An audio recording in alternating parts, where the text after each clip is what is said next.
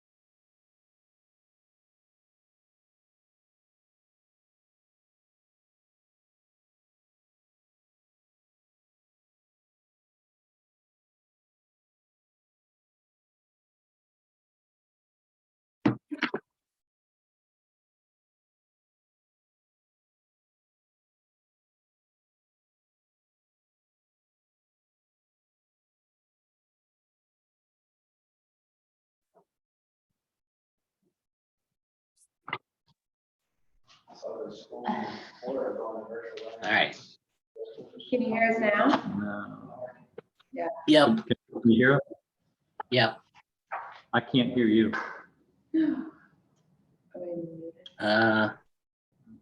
Speakers are off.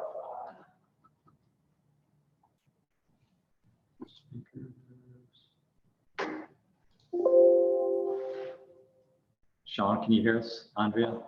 Yes. Ah, there we go. Yep. Okay, now we're cooking. Thanks. Okay. All right, so we're gonna get started with this October 10th meeting of the Clean Energy Advisory Committee. I am going to do the minimal amount of steering the ship today because Lindsay has had some things going on, so she is here, but that will lead us into roll call. So Andrea Bennett, Present.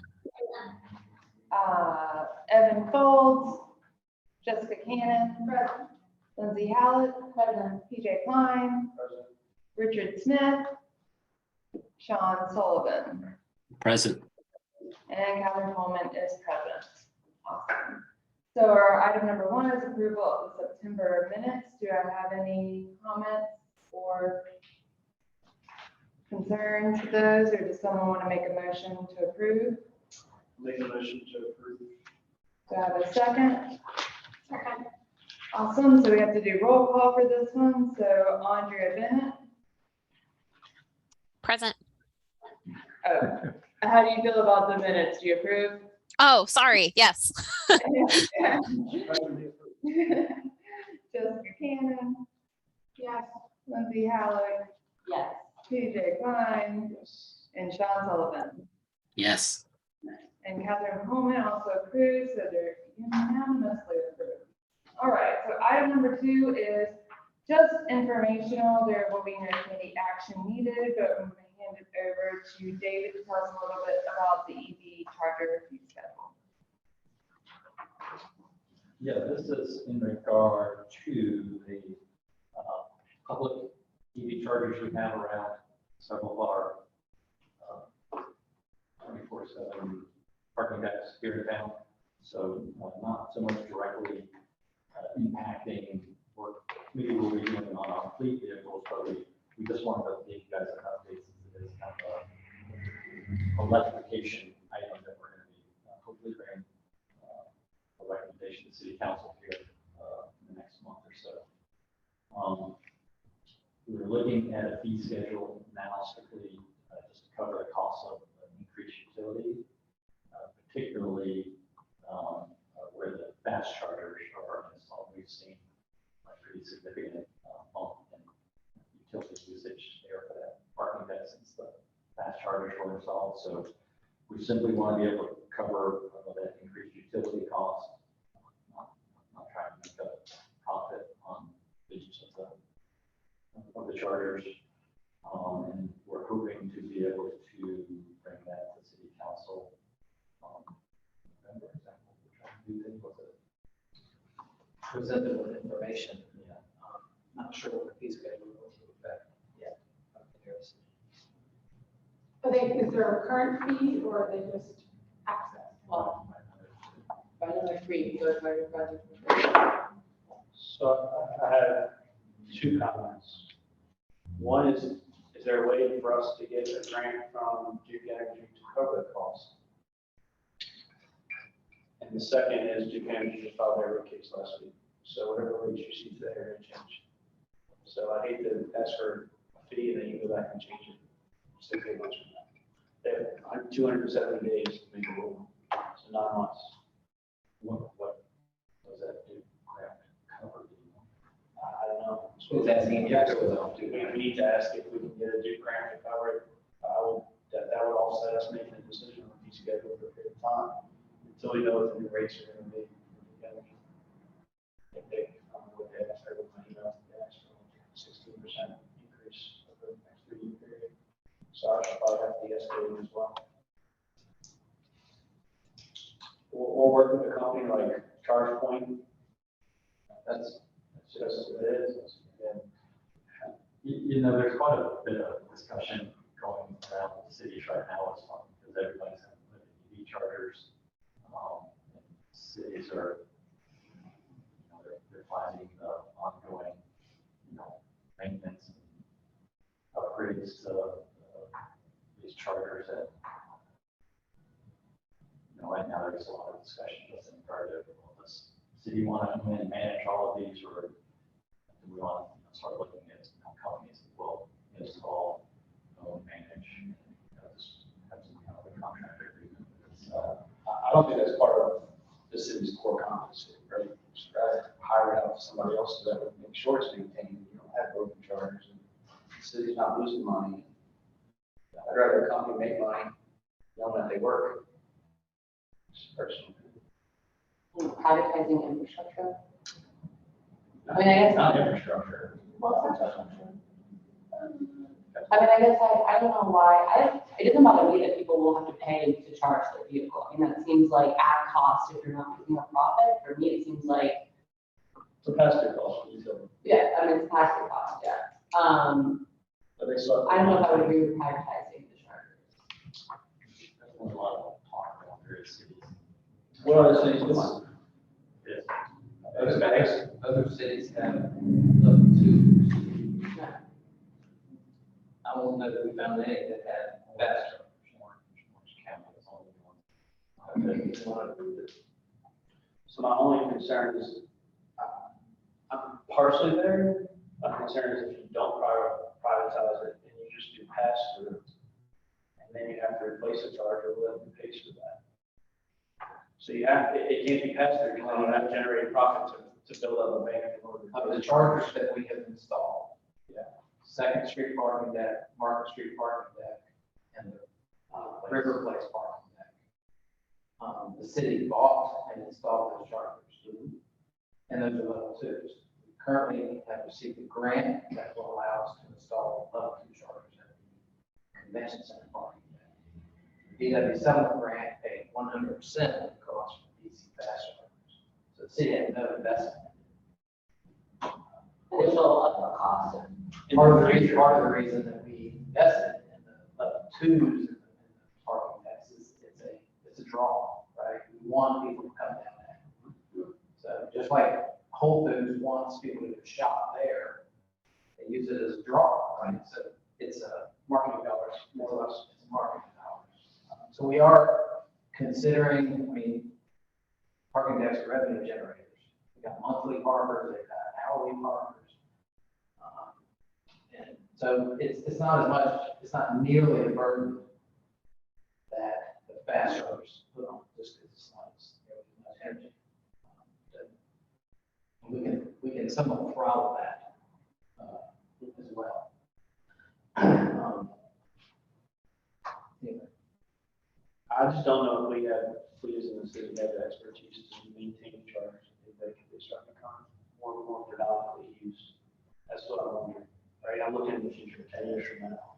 We're gonna have a whole maintenance group, we're gonna have 1,000 chargers around the city, we have to maintain. No, I think I think we may be close to being tapped out. We may add more at the locations that we have some now, but we're not going to be prolifically installing these. In fact, City Council has had almost some of the same words that you just said. They don't want to be the provider of charging stations throughout the city. I think it's more likely that it would become part of like a planning, like if you're gonna develop within the city of Wilmington, just like you have X number of parking spots per square foot, you have X number of chargers per square foot, and the developer. That was in our work, it said that, right? I think that encouraged the planning for every 10 spots or every 20 spots, there should be a charger. That was something that was discussed, I don't know if it ended up getting followed. The developer would own it then, right? And then the landlord or the homeowner would be responsible for maintenance. Well, specifically, I think the land development code, as that changed, has a requirement that the infrastructure be placed for the charger to be installed. Not necessarily installed, but put underground conduits, whatever, make sure the power system is available. And the incentive for them would be the same. It's like if you want people with electric vehicles to come to your place, charger. I think if it's not like a huge, I guess I'm not against charging people to use them pass through without making a profit, in my opinion. And then I think money from the Inflation Reduction Act might also come down and support money for improvements and things like that. I think that there's a ton of Not like the money. money. And it's developing the expertise within the city to get that money. Yeah. So they're needing to ramp up both at the federal level to push the money out, and we need for people to understand what's available. Just talking about this update on Friday. So I don't think it's a bad use of city resources to have not necessarily a person who's gonna physically be in charge, but someone, a point person within the city who's watching all these moving parts, because it's gonna happen really quickly. And there may come a time when there is a very efficient private sector group that wants to come in and, economy of scale, take care of all your chargers. But I don't think it's the end of the world to have one person within maintenance or engineering or whatever, who's sort of the umbrella person to watch this and see how it goes. Is there a state organ, because this is gonna be, if I understand it correctly, the money's been pushed from the federal government to the state, and the state's gonna dole out the money to counties and cities locally. Is there somebody at the state level that could be used as a resource, like from NC State, that could tell all the cities, hey, this is what's available in either the infrastructure bill or Yeah. the IRA or even the CHIPS Act? So Do you have a counterpart person at the state? that you bounce Well, I think now that we're part of this big fuels coalition, they have staff on board. Those kind of efforts, as well as some of these other groups involved. We were just on a conference call last week with the team from Italy that we use their ClearPath tool. So they offer some help in regard to energy efficiency. Block grant that's coming our way. I know with the COVID one too, the last time like a big old sack of money fell from the skies. Like the national group of National Association of County Commissioners put out like per county, how much everyone per state, how much everyone was getting. It'll be like a ton of resources, I think. But I do think it's like at least a part-time job for someone just to watch for that, I mean, maybe it's your part-time job, I'm not sure. But maybe like an intern. So Lindsay, can you help me on the against privatizing the EV chargers? What's the drawback in your mind of not wanting to do that? These private companies are for profit. And then the money, like any fee that you would pay for them to maintain them is an extra fee. And we're trying to encourage people to go to electrify and trying to make it more affordable for people. And I think, That's the dollars, right? Dollars. I think it's affordability, yeah. Is how I would. Traditionally, the trade-off is, if you're gonna make it more expensive for your citizens to participate, just so you can have some pass-through middleman profit, then that's not a good thing. And the flip side of that is, what if you have a company who comes in and they're like, this is such an account, we're so good at this, that we can do it for much cheaper than two city employees can do it. So that's where, it'd be nice if we could ask somebody, which way is the wind blowing on this? There's probably people out there who are like, well, this is how it's probably gonna work, go. So I would love to know, the people that do this for a living, what they recommend. Well, I know what the beaches do on parking. What do we do with the city on parking? Is It's that private, private? right? We We probably have contracts. So we already have private companies handling parking. Now those same parking spots now have chargers. I'm not saying I'm there yet. I'm just trying to understand how The mass of it works is just not there. I mean, we literally I have just don't have enough. 2 plugs. No, I'm saying, I don't disagree. I'm asking when we grow up. Right. What do we want to be? What do we want to be in 2030, 2035? Yeah, I'm not saying there wouldn't be other charges that ended up in other places, but the feedback that we got grant approval for the DC Fast Chargers grant was, we don't want to be the owner, we don't want to be seen as the provider of electricity for vehicles. Yeah. We'll probably put more in on the city facilities where city vehicles are charging. Yeah, sure. And that's where more of these chargers will end up, is on city facilities, so we can run our fleet. I don't see council having the appetite to, ramp up at, EV chargers at Indy Park, Albert Park. I mean, EV's just not there. I'm just saying when EVs get there, Well, I hate to stop a really good conversation, but we have gone over a little bit. So do y'all want to stick on this or do you want to talk about the other things? I think really the follow-up action is understand what other cities are doing so we can get more information later. Yeah. I really made a decision today. But my feedback was, I want to know what people are doing, and Duke Energy rates are going to change. So everything you publish now, you're going to end up changing in your future. If that's okay, not a problem. Well, we brought this to y'all primarily as information sharing. This is something the council is looking for or moving for. It's not directly tied to recommendation of a task force report. So but it also overlaps with conversation topics that we all have. So we didn't want to do that without bringing it and at least making sure. Well, and those are good points. I'm glad that we were able to talk about it. So, feel free to connect after if you'd like, but I figured all of y'all want to talk about this. So, item number 3, David has printed out, I'm assuming it was David, which is the public comment letter on the carbon plan. And we did have lengthy discussion on this the last meeting. This is already signed, sealed, delivered. Just wanted to let you all know that there is no discussion on changing it or anything of that nature. This is what was passed. I think that this is basically a good example of how government works, where you provide something, they provide something, you provide something else, and then it ends up where it is. So I don't think that potentially without this committee, we would have even seen this go as far as it got. So I think that that's a win, but I think that the conversation we had last time about, being able to be more of a guidance, we may need to think about not only, what we can do here, but also what we can do outside of here for that kind of work, because we are still an advisory committee. But what is printed out in our packet and sent over the email is what was signed, and I will hand it over to David. Yeah, I think we're all probably on the same side of the fence as what we would like to see, make it all the way through to the utility council. But obviously there's a big, and as the council will present items to them, there's obviously folks on both sides of the fence that, weigh in on items such as this.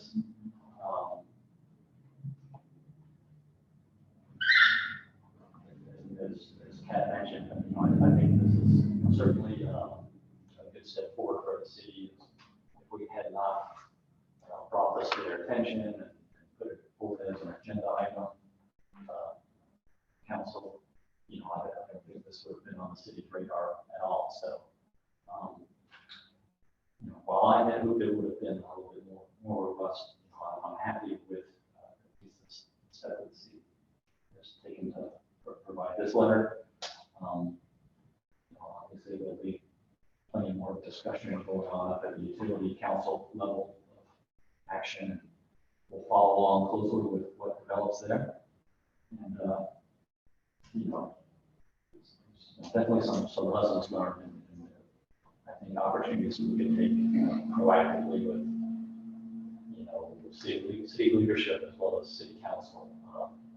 The next time this comes up, because it certainly will within another year or two, as additional IRPs and changes to the carbon plan come up. So Those carbon plans is going to be issued again in 2 years. yeah, So we continue to follow. so certainly appreciate everybody's comments on this process. It was lengthy. I wonder, And we value, absolutely value all of your opinions and thoughts. This was a very robust conversation.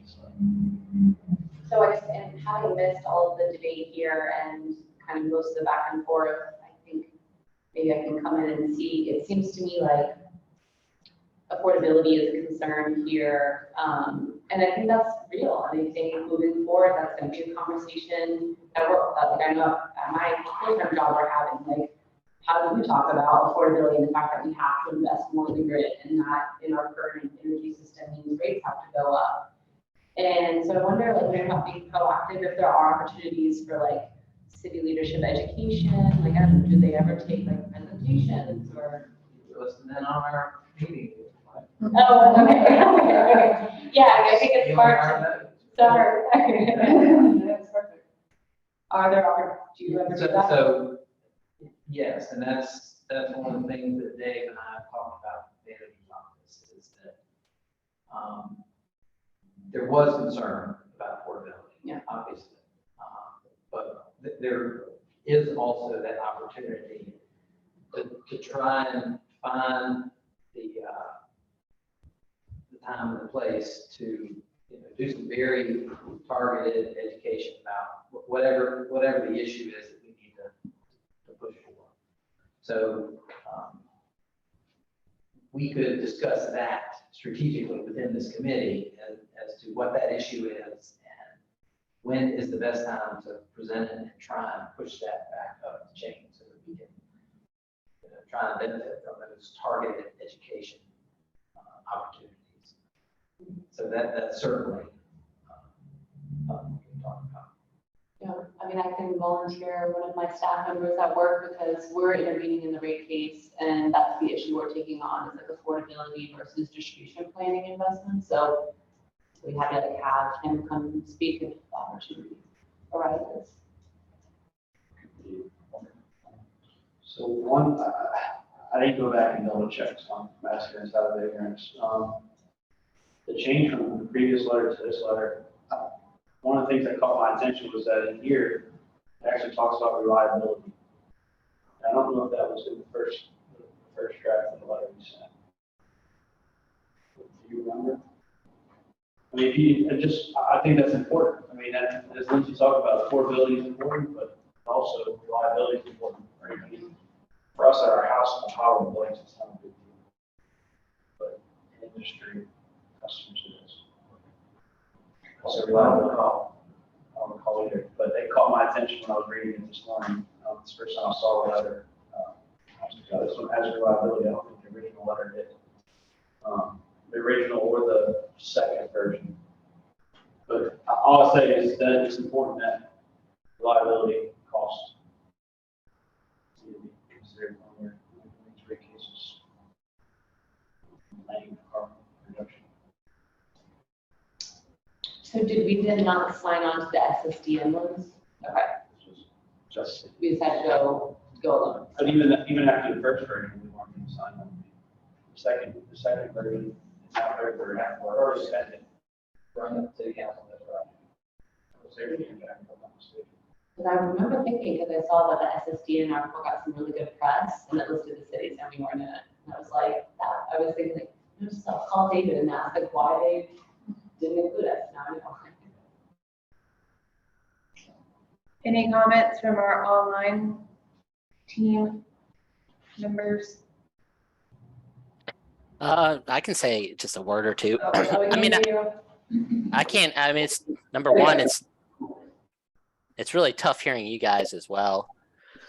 I mean, I think it kind of lost some of its force when we went not signing on with the rest of the cities. I mean, it's power in numbers. But you know, it is what it is. I think maybe also something we should have thought about is drafting our own letter. I don't know if you guys can hear me.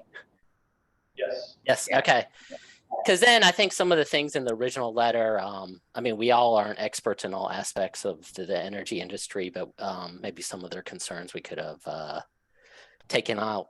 I mean, those are my two thoughts after how this progressed, is us coming up with our own number or excuse me, our own letter, or going along with other cities seem to be the best. But that's my thoughts. Thank you. Mm-hmm. Awesome. Well, with no other comments, maybe? Okay, we'll move on to item 4, fleet electrification and policy. There are several items that were in the meeting invitation, and if you're here, we're printed out for us so that you can follow along with Dave and David with this, which is really exciting, and I'm excited to talk about it.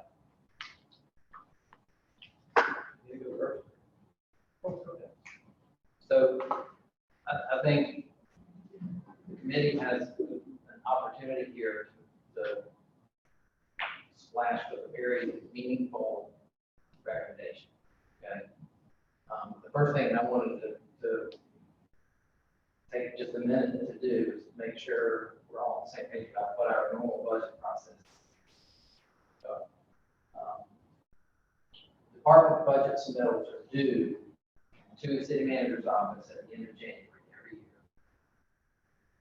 So if you back up from there, between now and then, we've got to come up with what those recommendations are. And what David's going to talk about is what I would consider to be an opportunity for this committee to come up with what we could use to develop a budget recommendation around fleet electrification.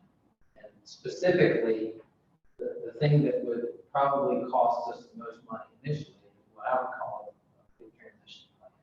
Talk about the elements of that as we go forth.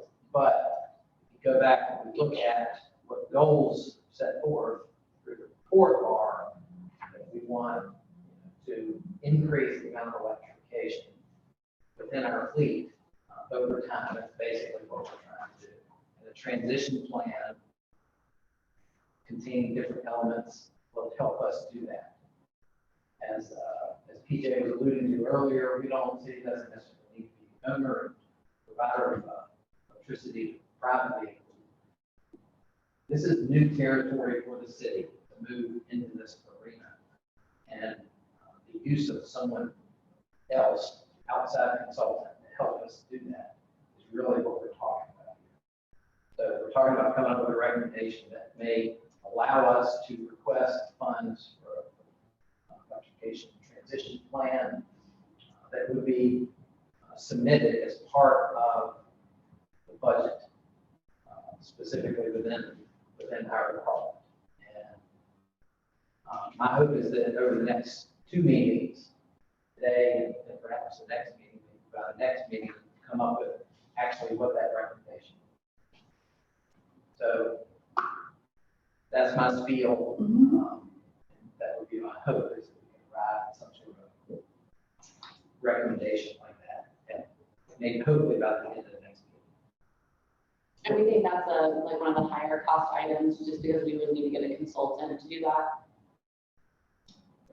Yeah. So what's the process? I saw it here where it talks about that Wilmington already has a policy in place. So are we ready to check the box for step one, which is having a policy? So this wrong, did we get the policy in place? Sorry, Washington. Yeah. So now we have a policy in place. The thriving metropolis. Yeah, it's the greatest city. But so the question, so when I was reading through this too, some folks have the 3 different steps, whether the city passes a resolution or if it starts at the department level and goes up. We have a preferred process. We even know if like city council's on board with agreeing to the policy. And if they pass it, our study said that we need to do this. Right, and I think what they're looking to this committee to do is, they're not telling us what the process is. We're trying to determine what that process is over here. And based on my experience and knowing what the subject matter is, a transition plan that we get assistance from the outside with that expertise would be a very legitimate and reasonable request. Not saying that if we put it in, they can always choose not to fund it, but it may just be maybe partially funded, maybe funded next year, something like that. But to get to the goal, we've got to start transitioning somewhere. Green fleet policy, purchasing policy is certainly a step that we can take. Yeah, we passed the policy on how to buy electric vehicles, so we just had it as an agenda. Yeah.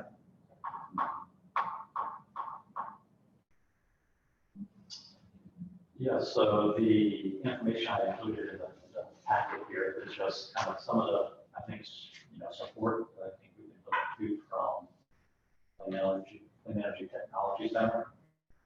again, as part of, the resolution that we got through city council to join the coalition. This is one of the areas that I think is really going to pay off and offer, all kinds of technical support, and assistance. I know they even, I think, probably have a list of vendors to do things like transition plans. So I think that as we begin to develop a budget item, we can look to the technology center for support and guidance for best ways to proceed, because they've certainly been through this with some of these other cities within North Carolina. Do you know how Charlotte came up with this plan? Did they use the clean technology? Did they hire a vendor consultant? I believe they did, because they've got a pretty robust plan already in place. Well on their way with some EVs already in their fleet. I could certainly reach out to my contacts here, perhaps see who they utilize for that. Which I know that's helpful for us, because I'm sure we would have an RFP out for general bid through our purchasing department. But perhaps we could get an example of what their RFPs look like. Mm-hmm. I'm just thinking about selling this to city council. And I think we just have to remind them, everybody's willing to spend $1 to get $2 back later. As long as I understand that that's kind of the point. There are people out there, there are groups out there who are very good at helping you decide, how fast you want to go, how quickly you want to go, here's your bang for your buck. And yeah, I think if we bring that expertise in sooner rather than later, it'll be easier for our council members to get on board. So that's why I'm just curious what Charlotte used for. How much bigger is Charlotte than here? Like 3 times as big as one? 4, 5, 10. Yeah. So let's It's probably close to that. and I don't think it's a significantly, it's not really left-wing city council. They're very moderate legislators there. So I feel like there's a real opportunity for us to just copycat and not use those words, but they've done a lot of heavy lifting. Yeah, we don't need to reinvent the wheel. We share ideas. Yeah, we're not in competition with them, right? That's work. Yeah. No, So thank you for putting that in there, and I think that'll go a long way towards us doing our homework, get city council ready to embrace this type of.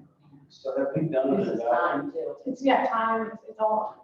Have we done an evaluation on the current fleet that we have regarding, vehicles that don't need to be like reducing the Right. size of them because people work from home now, or the needs of the city have changed? I mean, that's a reduction. People are just using the car for personal use because the city get a car. So that's a greenhouse gas saving right off the bat. Not for electric. The amount of,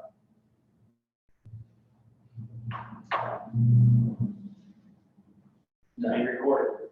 so I think what you're really talking about is an audit. No, right. And I think that could be and should be one of the elements of this transition plan. Probably step number 1, do an audit, Right side of the fleet, right size the fleet.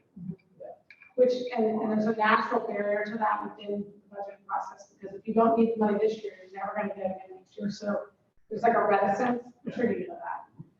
So helping them see, like, you're going to save money, but you're not going to. Like, I think we had a discussion where we were talking about the fire department has like 50-year-old vehicles that they keep for like sentimental reasons. I don't know what we're talking about. You know what I'm talking about? They have historical. But the greenhouse gas. I was going back to exactly. But wouldn't an outside consulting firm be able to do a right size assessment audit for us quickly? Yeah. So. And then help you with okay, here's where you are, and here's the transition. Exactly. Okay, these vehicles will be rolling off on leases or end of life at this date. These are the ones to replace first. I know our biggest in the city, our biggest carbon footprint is police vehicles. There's so many of them. Yeah. And what is our police force expectations over the next period of time? Those are the easiest ones to electrify too, because they don't need to like go off-road or, you know, do. Not heavy equipment. Yeah, they're not heavy equipment. Well, and there's an old adage, you know, part of your salary as a police officer is your car. And of course, electronic combustion or internal combustion engines, you know, they have to be replaced pretty quickly. So the cops tend to get new cars every, I don't know, 3 to 4 years in our city, I think. And of course, the EVs won't need to be replaced as quickly, so there's a savings in there. So it's not just a matter of, you know, plugging in an EV each time a cop car's ready to retire. It's a whole, you know, over time kind of study there.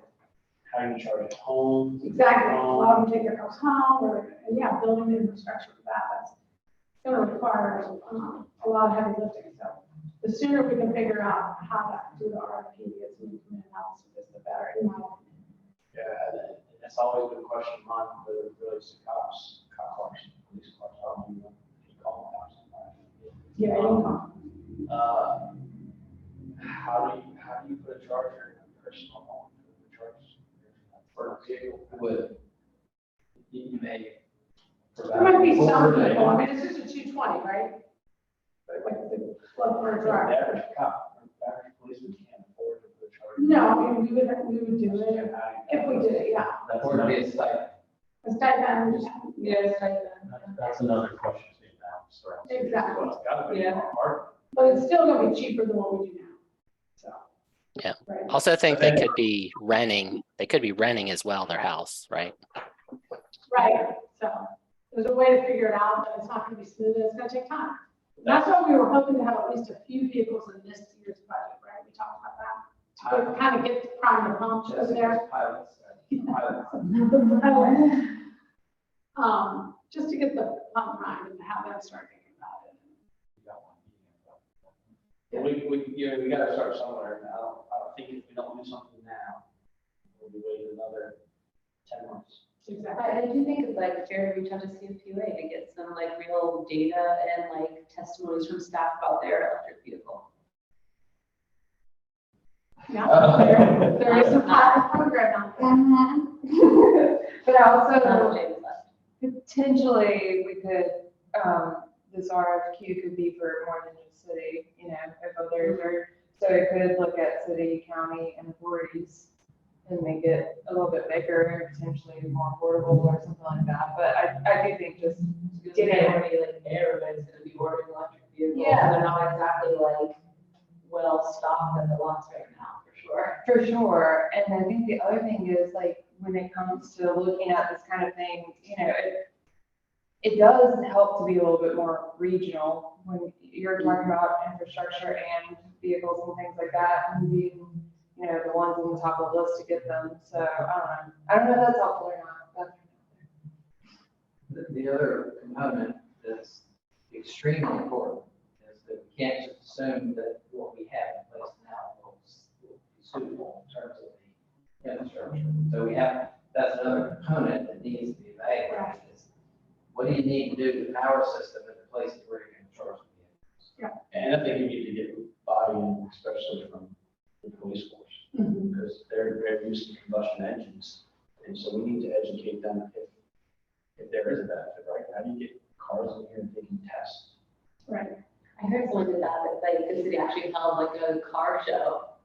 And it was like for public like awareness and education, and they like invited different people to come see that like actually electric cars are super fast. And, like, Right, and quick. Yeah. But it didn't used to be, and that used to be a little hurdle. If you would see bullet number 3. Yeah, that's a great segue. Right, is right. Talk with Clean Technology Center about boosting right event locations. They were trying to identify good locations. So stay tuned.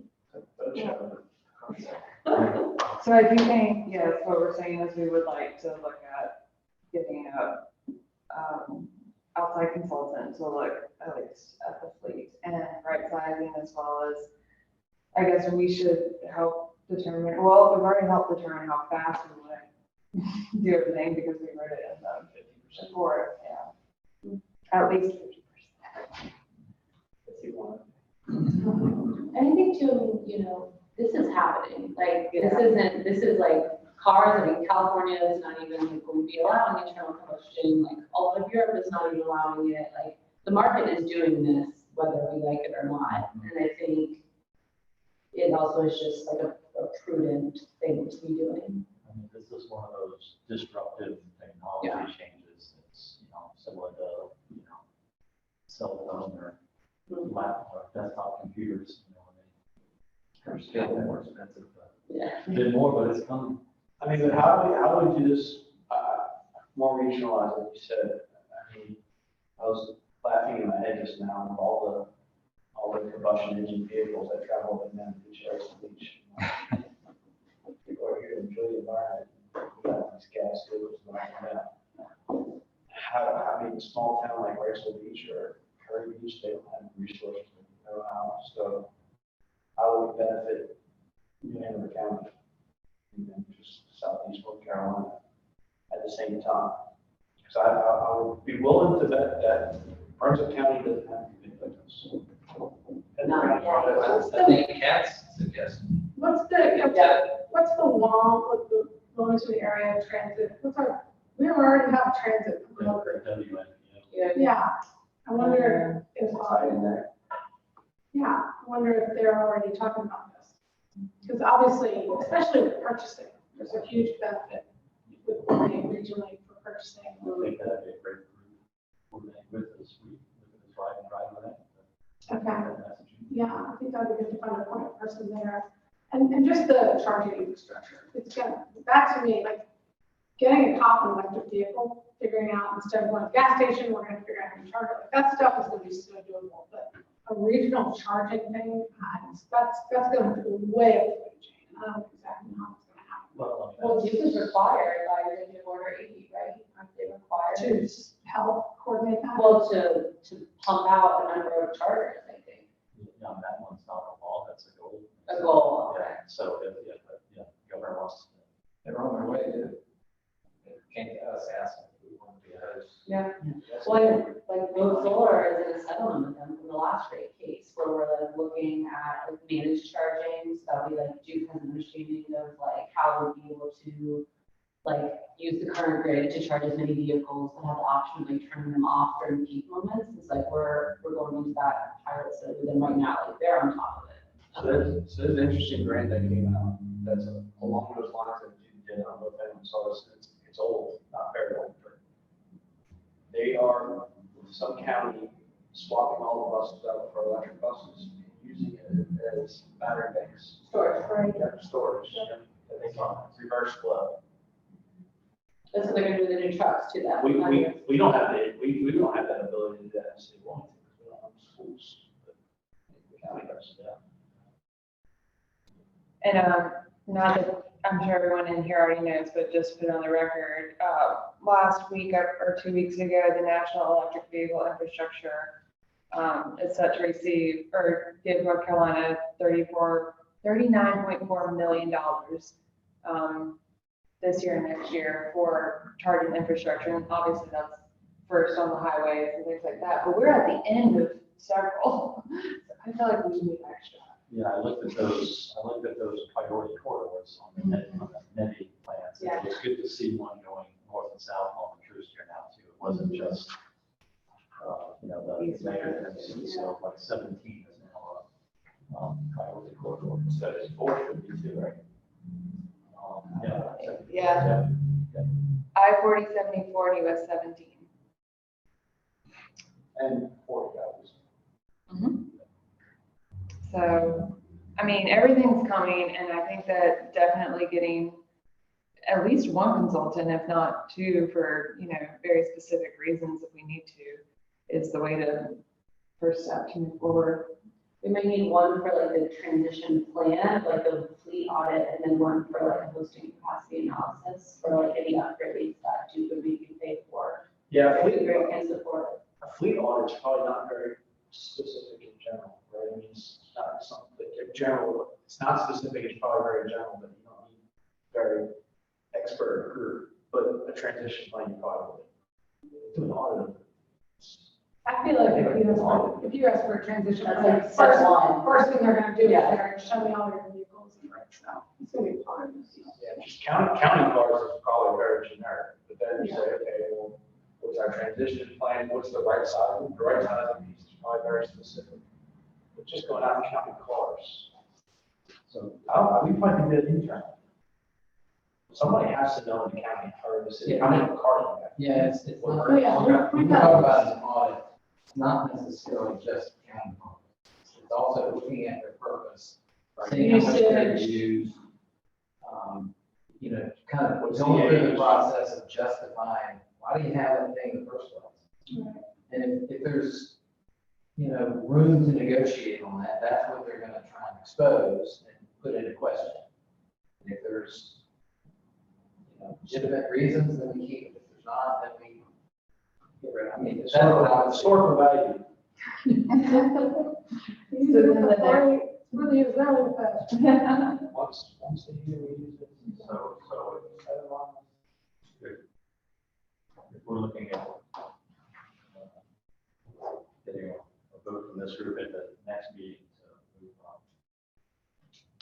RFP budget items, what would be most helpful for this group? I think if we could get like a ballpark of how much we think it might cost to get somebody, bring somebody on board to do this, roughly. Yeah. And, Maybe would you like to see like a, sorry, no, go ahead. do you think we need to like an example? See if we can draft of what that scope would be for this group to vote on it next meeting? Here's what's in my head. Mhm. Our next meeting's not until December, right? I think we've got one early November. Okay. Because I just want to make sure we don't miss time, right? Sorry.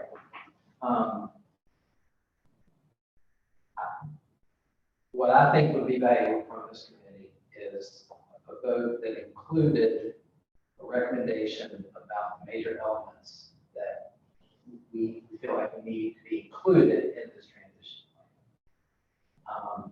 We can certainly provide an estimate of what we think we would need, but I would not depend on this committee to come up with a number. Got it, yeah. I don't think that's required or necessary. We'll come up with that and you know, as part of the budget stuff. I think what's most important is that you look at the elements, come up with the elements that we feel like ought to be included, whether it's all grouped together or not. I don't think it's relevant. I think y'all just need to identify what you think we ought to do when it comes to those major components and put it into a recommendation, whatever conditions you think are appropriate. That's what we have. And so my big thing, I'm always going back to the politics of everything. I would like for us to set ourselves up so that when they look at it, they realize, oh, they're recommending that we pursue this. And also, there's good data out there that shows we'll save some money or won't. You know what I mean? Always got to be able to justify what you're telling them. So we need to educate city Yeah, council. it needs to be a part of our. Before the resolution comes, and say this is the additional work that has to be done on the bottom side. Right. Or with it, at least we can say, this is what we voted on, this is, and also here's your excuse for doing it. You don't have to be scared of spending money on this. You're gonna be glad to do it. Because they don't get the meat of stuff. They get the very basic. The other thing that might be good is, I find that if you give them 3 options, very aggressive, medium, and business as usual, they're gonna go for medium, so we might make that our call. Does that make sense? Give them comfort in the vote. That's the steak sandwich, the Yeah. ham sandwich, and the grilled cheese. Right? Exactly. We eat the ham sandwich all the time. Just not to put in the back of our minds, because I hate for us to do all this and then they get cold feet. We have to help them not get cold feet. Well, I mean, make no mistake, this is Start over. They said it didn't, right? Right. 50%, that's fine there.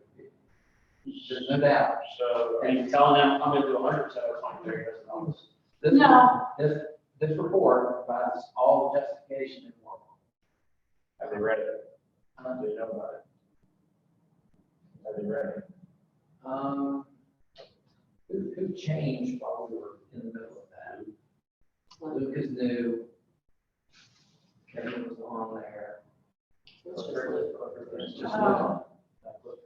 since the old voters meeting.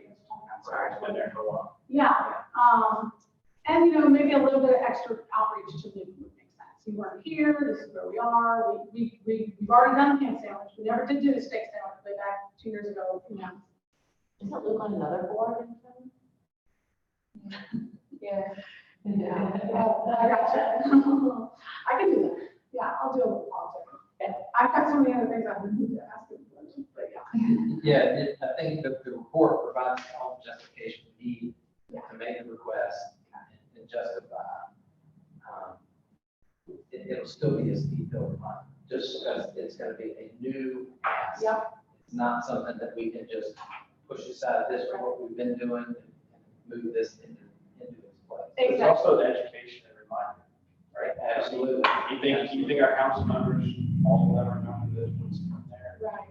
It's probably, 5,000 on their list. Yeah. Who will present this at the budget meeting in front of council? Just be in there? Or, Ultimately come from my system.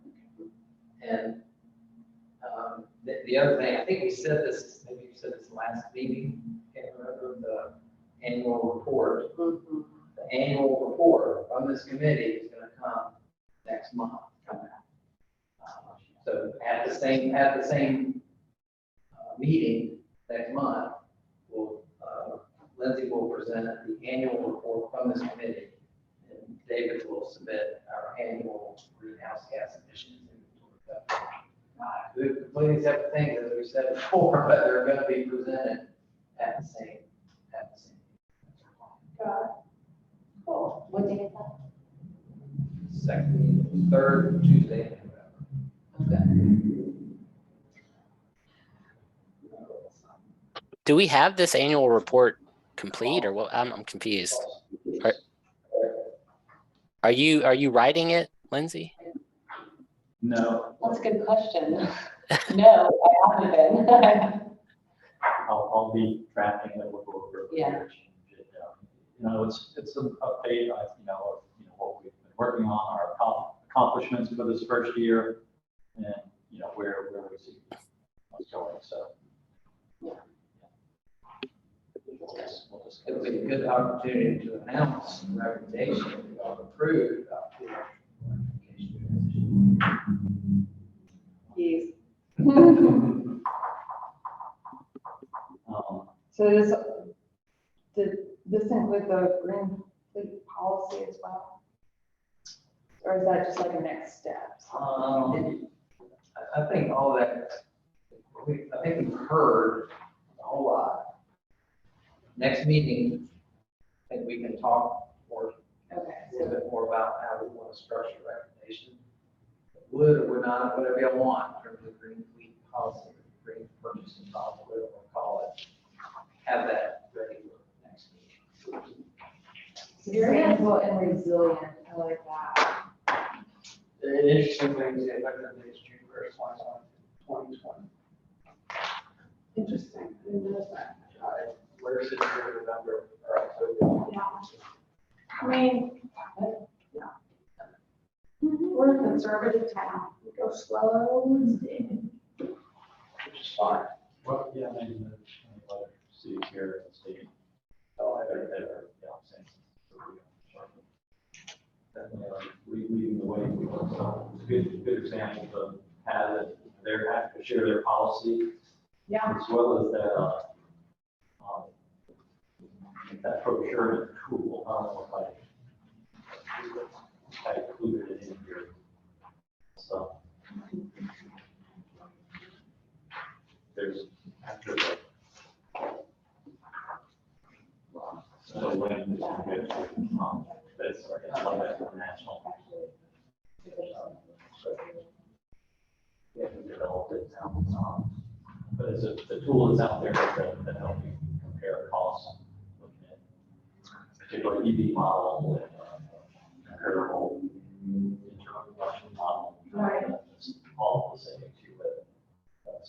So. And yeah, I love making that kind of data front and center because it helps people vote. It really helps us vote. Cool. All right. Any other comments, suggestions, ambiguities on topic item number 4?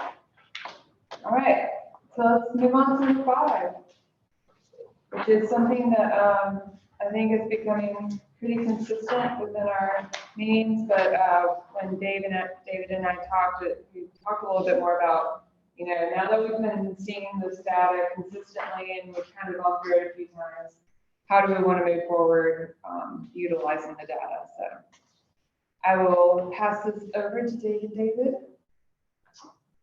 Thank you, Ken. So yeah, I think this has been on the agenda for a couple times, and we're finally getting to it. It's just our spreadsheet tracking energy use across all of our facilities. Kind of see on towards the far right of the table, I've included FY21 versus FY22 annual electricity use. And again, I kind of grouped the whole buildings based on kind of the purpose of it, whether it was a police station or office or fire stations, to kind of group things together going down the spreadsheet. But I kind of highlighted some of the facilities that kind of stood out for one reason or another. You know, once again, at the very top is our police headquarters. While we did see actually a pretty good energy reduction in that facility this year, based on some of the you see in the comment section, I kind of listed either some energy efficiency measures that took place in that facility, or if there was some energy increases or some questions that we had about the data. So You said decrease in the police station. Is that increase the market? Oh, I'm sorry. That's what we did want to look into the police station as we installed the chiller and some of the other air units here. But we're seeing increased energy use in FY22. And we want to understand the market a bit more. You know, there. Are any of these facilities, sorry if you said this and I missed it, are any of these facilities sub-metered beyond this, or this is like the lowest, the most localized point of energy reporting? Yeah, we pretty much just have to do building energy. Okay. So you have to just go around kind of asking and investigating a little bit, like why, what might have changed? Yeah, you know, certainly the police headquarters is 24/7 facility. You know, they'll some of the new systems that they'll bring online. In a few years here, they put in a whole bit like simulation room and part of some of the training they do in the facility there. So And some crypto over there. you know, as well as, you know, I don't think they impacts it when police headquarters from, obviously, the COVID period hit during that time. But basically you just kind of have to, yeah, like ask questions, try to understand what new. You know, again, we're going to be using this spreadsheet to target energy efficiency efforts going forward, where those make the most sense.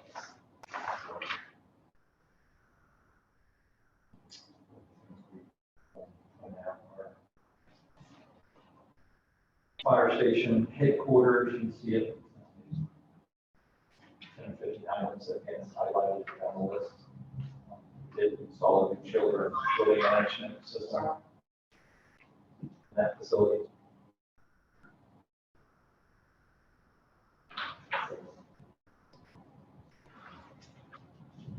As well as at Alien City Hall. Significant work there in the last year. New chiller, air handling units, boiler, fan coil units, control systems.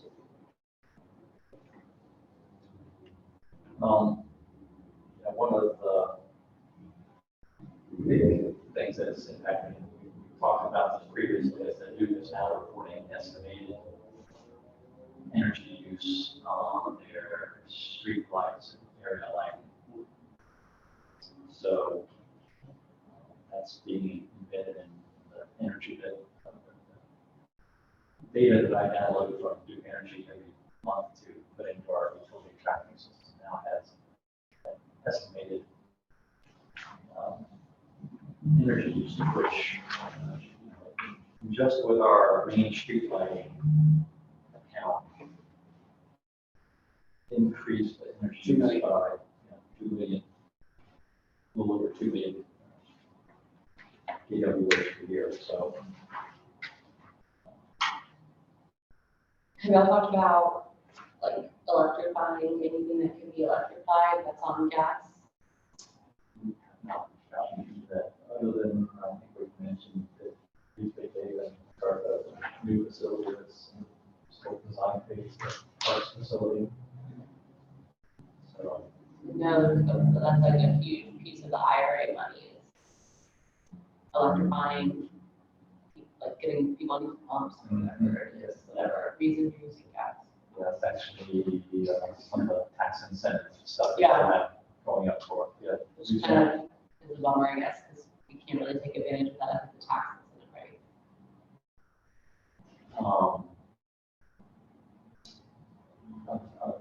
It's interesting, it's part of the conversation we had with like Hickley is like, you can combine like this CPG money with, they're trying to create this like national pool of money that every state can kick funds into for things like incentive, getting people to utilize those tax incentives or using that pool of money for installers to be able to dip into that whole. Oh, like a green bank. Right. Yeah. Things like that. So it's Okay. Well, very early discussions about things like that. But that's I know- one of the I know for medium and heavyweight trucks, I remember asking someone for CFP, on behalf of CFPUA, can utilities and municipalities take advantage of these tax breaks that all the private, a ton of private, residential stuff and these. And the response was yes, the rebate can actually go to the dealer. So in other words, CFPUA can't take a rebate for buying an electric truck, but Joe's electric truck company can, and so they can sell it to you for cheaper. So I'm wondering if a lot of this heat pump stuff, If you have municipalities. low income, with like, if a low income person, basically, like, if they're not. Yeah, how are they gonna, How are they gonna take so there's stuff built in, and so I'm assuming that, switching to electric heat pump, if we need to replace something, it may be that if there's a rebate, it just won't go to us, it'll just take the price off. And then part of that green bag that you're talking about, same type of thing, but I'd be interested to know, if someone in-house can find out about, converting to electric, because I know that money's in there somewhere. Yeah, and that's the same way we've treated some of the rebates from Duke Energy for their smart saver programs. We just had, the vendors, like we were doing maybe lighting or other. Yeah, We just had to take off. exactly. I mean, I think that's a pretty standard way you write these laws, but we just haven't had one this big in forever. This is a huge, whole new ballgame, so there's a lot of moving parts, but I'm pretty sure there's a ton of incentives to electrify buildings. So we just figure out where they are. And even if there's not incentives, it's like, it's what must be done. But yeah, I mean, Money, yeah. Do you have a comment? PJ just saw the meeting, the clubhouse was shut off. Yes, it was. Yeah. That transferred or something, or? Clubhouse was just closed. Which one? Golf. Municipal golf clubhouse, it was. For a year or something, the whole clubhouse while they renovated it. But yeah, it was. So it was under contractors. Yeah, they did a renovation, and the contractor assumed the responsibility of power. Still on PWH.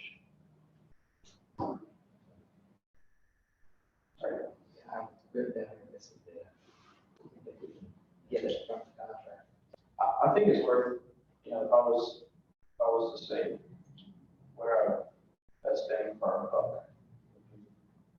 Having somebody on it with audit knows it on me. That's 10% or 20% of our total health usage. Yeah. It says it's a vast system, but I don't know. It's even, Greg said, the other one is the convention center. Do we have a vast system at the convention center? Most centers, everything is like shared utility over there. It's like we pay for the parking. Yeah. We get one bill, and they divide it up. Folks who manage the convention center itself pay one part of it, and pay part of it for the parking then. So this KWH is the total for both, or That's it's just 1 meter for the whole building, so that's the whole thing. that's the whole thing. So we don't own and operate the convention centers. Just contract out the operation. We're responsible for the electric cost. We're responsible for part of it. We're responsible for parking deck part of it. They pay the bill. So why did the cost go up so much versus part of it? COVID, they were having no conferences and for that had money on. Yeah, but it means lights are lights, are LEDs on, but didn't have LEDs. Motion sensor LEDs.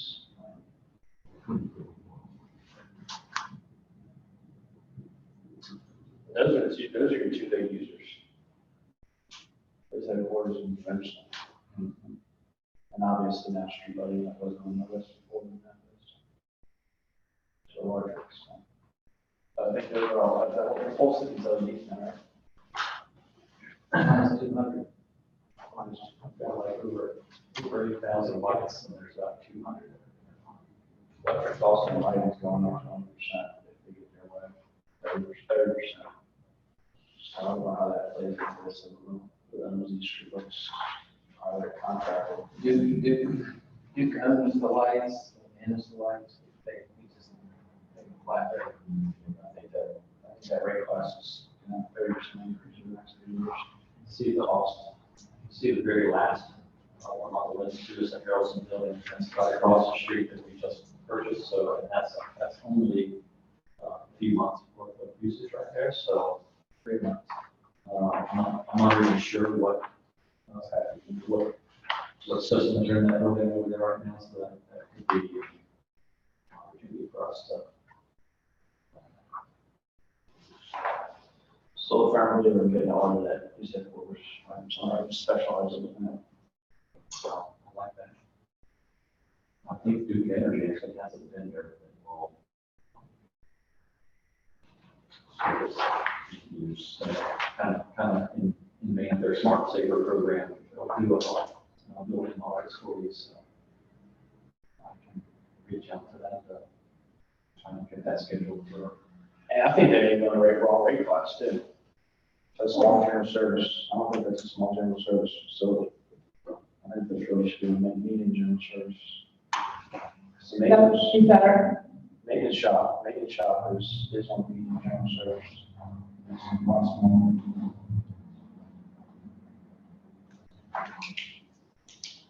I go back That should be, shoot. When was the last time y'all had, do you have the annual meetings with Wilson to go over? You should have caught that. Yeah, we do that in each year, like in December, so. Yeah. That's a big energy user. 2.5 million kWh per year. We spent a lot of time on the HVAC system over there. There's 2 brand new 250-ton chillers, and we replaced a major air handler that was in there. So, Every term's getting bigger. Do I need a bigger HVAC? nothing got bigger. It was just, The system got crappier, well, older. I would mark it up to, lowest bidder. Mm. Yeah, that's. Those chiller units not specified correctly, in my opinion, when the original bid. We're paying for it now. Gosh, that's such a thing. 12 years, those units were 12 years old. We should have been, 25-year interval. we should have had 25 years. We did, so.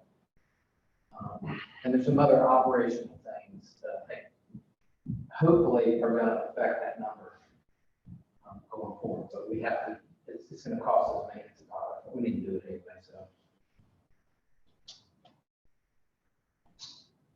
Yeah, those are some good suggestions, so I'll certainly look into, what, August first, the city facilities, not only there, but perhaps some other ones we've identified as well. As well as those, get that rate analysis done. I think the same thing, I guess is, I worry because, like, especially if food rates go up, it'd almost be an incentive, like, not to electrify things, even though electricity is still overwhelmingly usually cheaper than other options, but, I think, like, getting into that, like, constant conversation of, like, the benefits of electrification over time, combined with energy efficiency, so we don't use as much. Because I think people freak out and they're like, well, we should just we should just not be on electricity. Well, that's not the answer, right? Because we know that's the cleaner source or will be in the near future. So just kind of constantly using those opportunities for education, I think is really important. Yeah, I don't think you can be a meeting with Joshua. She said at least megawatt, which is 8.7 million kWh a year. The third line down, the community services annex building, that facility is being designed right now. Will be relocated down River Road. We're going to consume as much rooftop as we can with solar. As we can afford to put in. So What's happening to the old building? DOT. DOT? Like, Front Street rises up over Greenfield Lake. Your intersection there, Mm-hmm. eventually it'll go over, come back down on Carolina Beach Road. Oh, It'll make a connection between Burnett and Front, right through the office. okay. We got fair value for the land. We've asked them to go ahead and buy the damn thing, because we don't, we'd rather have money in our pocket, just wait it out. We should be hopefully we should be under construction by maybe this time next year. Where on River Road? Right across from your plant, Oh, from Southside. corner of Mountain and River Road.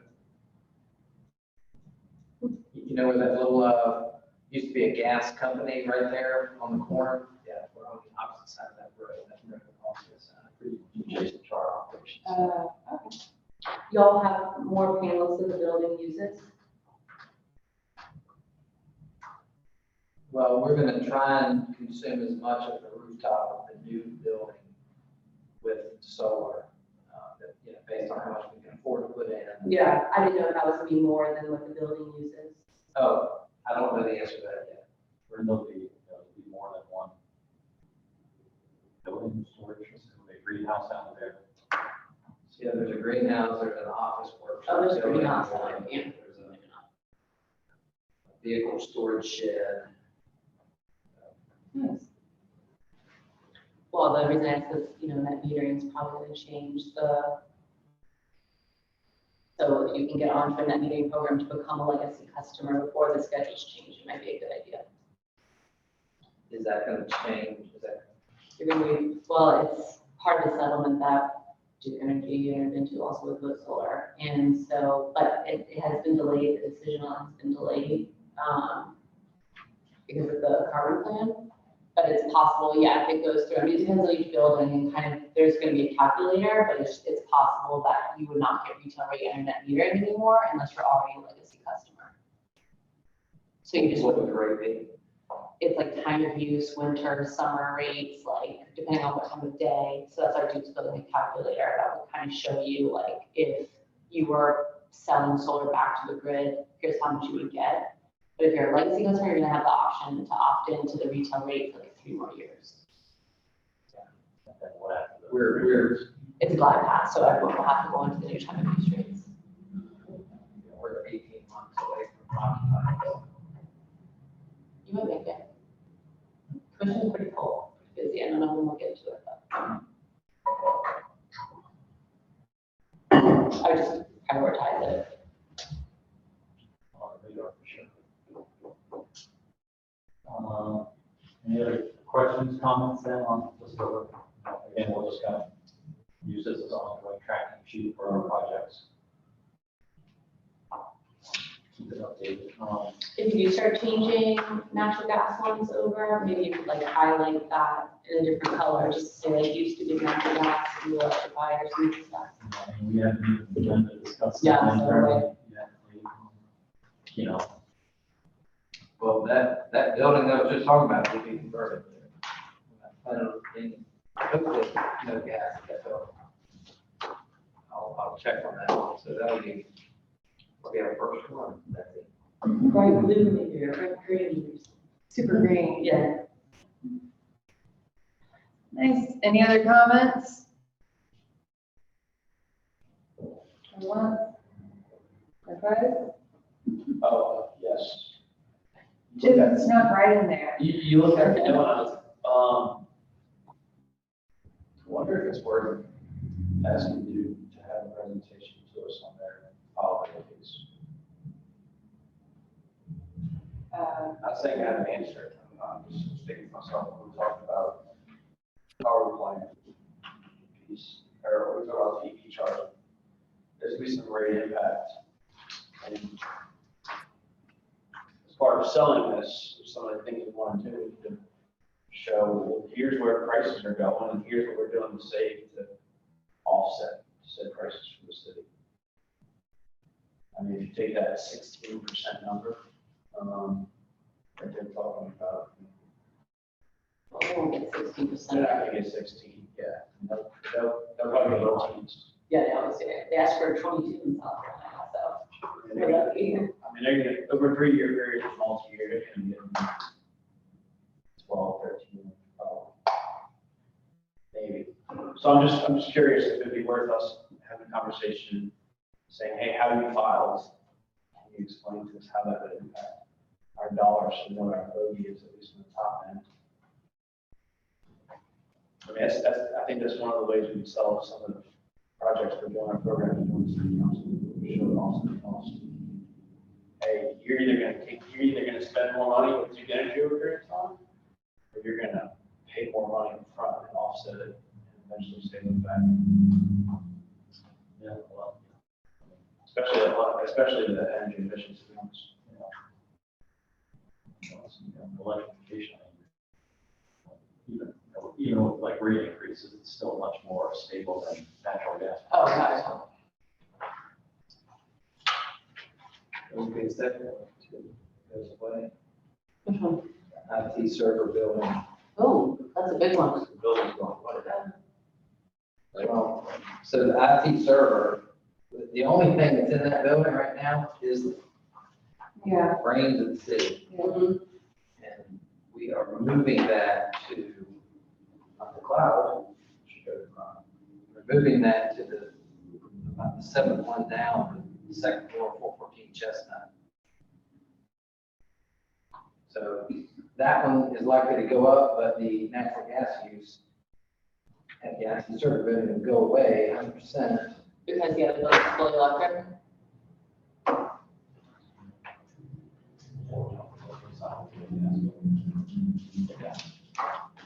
That's huge. That's like methane savings right there.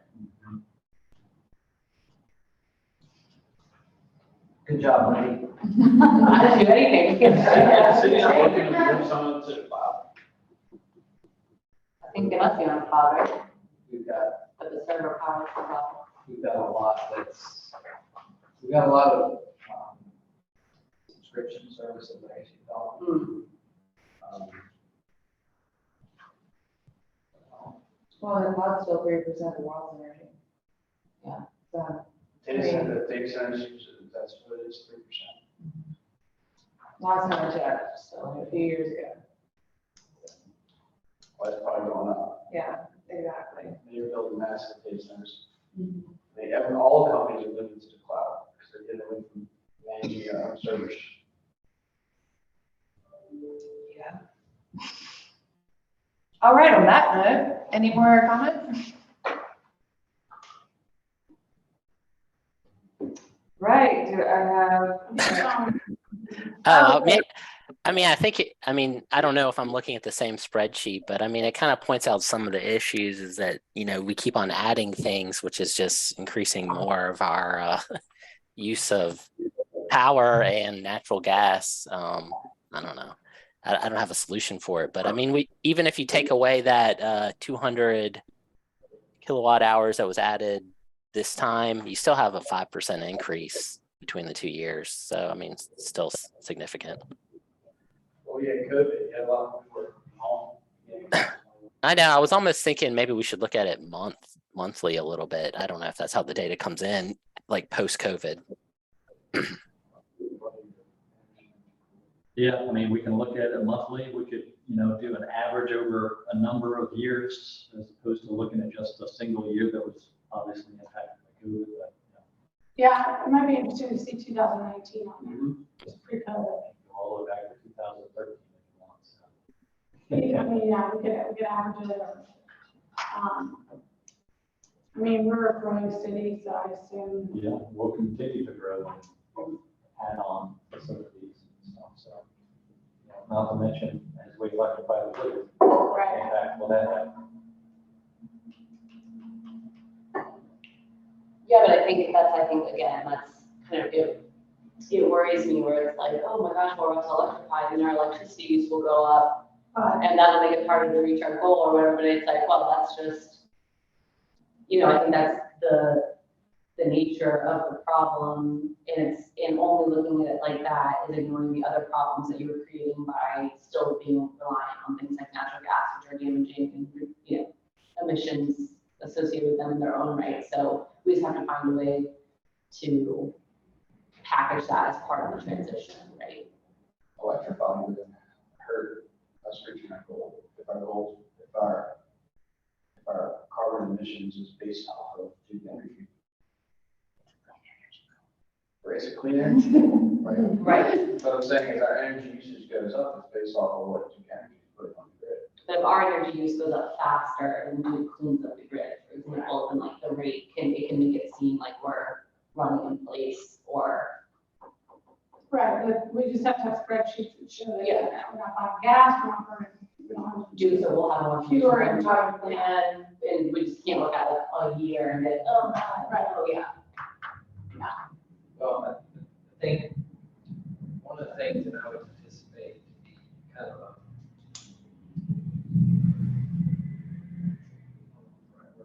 just kind of a realistic truth that comes out of the data that gets presented in November,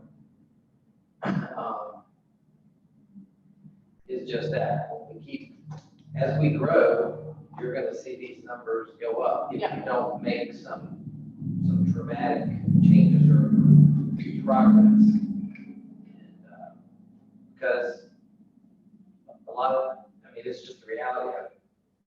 You're not necessarily thinking about the impacts to this or to our fleet when you add another 4 officers to the police force or buy 115 North 3rd Street. Right. I'm not saying that they don't recognize it, but that's not top of the list. Yeah. That's the reality of the decision making that goes on. Can we make it more relevant? Can we make it higher on the list where it is now? Maybe so. Well, because also, like I said, we're a growing city and the city has to perform its functions, right? And that's just the nature of the game. And I think like being honest about that and how those functions are powered and the different options that are available to us, I think that you just put it all in perspective. Like, yeah, I don't think we'll get anywhere by demonizing growth, that's for sure. So, yeah. Good job. Thank you. That's all right. Do you have a motion? I moved to adjourn, is that what we're doing? That's what I thought. Yeah. I thought we said that was excellent. We don't have to do that. Thanks, y'all. That was good and efficient. Sean, good job. Yeah, no, not everyone has to hear this, but it might be better to get a better microphone or something. I don't know. This is my first time joining in remotely. It's really hard to hear. I mean, I was probably getting like 2 out of every 3 words. It got better as the meeting progressed, but at the beginning it was really hard. David also is a soft talker. He's very southern and polite. And Sean, you probably have no problem hearing me. I can't hear anything you just said. If 2 people are talking, it's definitely I can't hear anything. Yeah, just put it on, it's her, yeah. Yeah. Bye. Right. Thanks, Sean. Yep. Thanks. I have to drop off because I'm gonna see if this is gonna help or not. Oh my goodness, what happened? Nothing. That's the problem. It like, all of a sudden started hurting really badly, and then I looked and it was bulbous and not as bad and not spread. You don't remember trauma? There wasn't a trauma, like I literally